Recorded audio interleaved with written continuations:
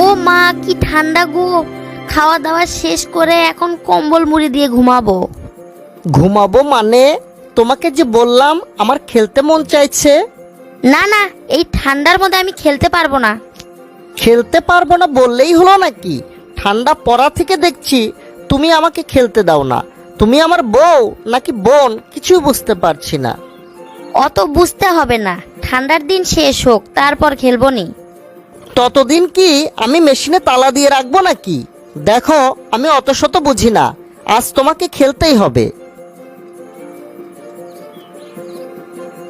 আরে আরে, এ কি করছো তুমি? ছাড়ো বলছি। ইস, তোমার হাত কি ঠান্ডা, হাত সরাও বলছি। হাত সরালে টিপবো কি করে? টেপা লাগবে না। আরে কি করছো, খুলছো কেন? আজব তো, কাপড়ের ওপর দিয়ে খেলবো নাকি? না, সরো তো।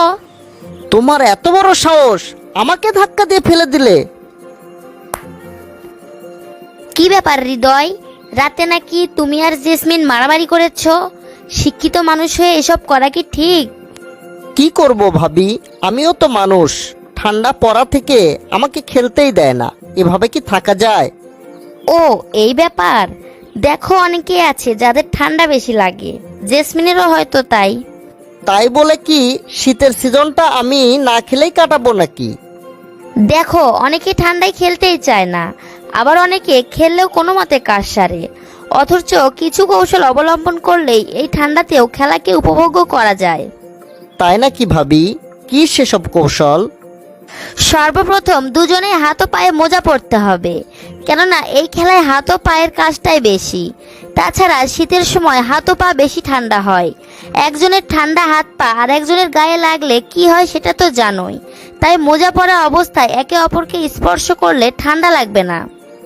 তা না হয় হাতে পায়ে মোজা পরলাম, কিন্তু ও তো খুলতেই চায় না।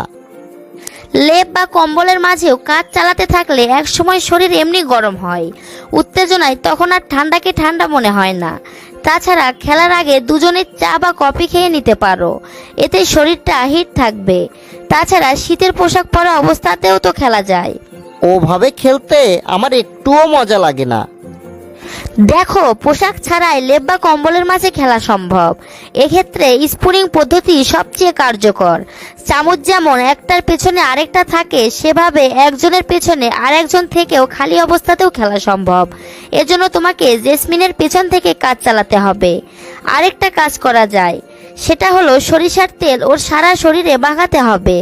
ফলে শরীরও যেমনই হিট হবে, তেমনই খেলায় একটা অন্যরকম মজা হবে।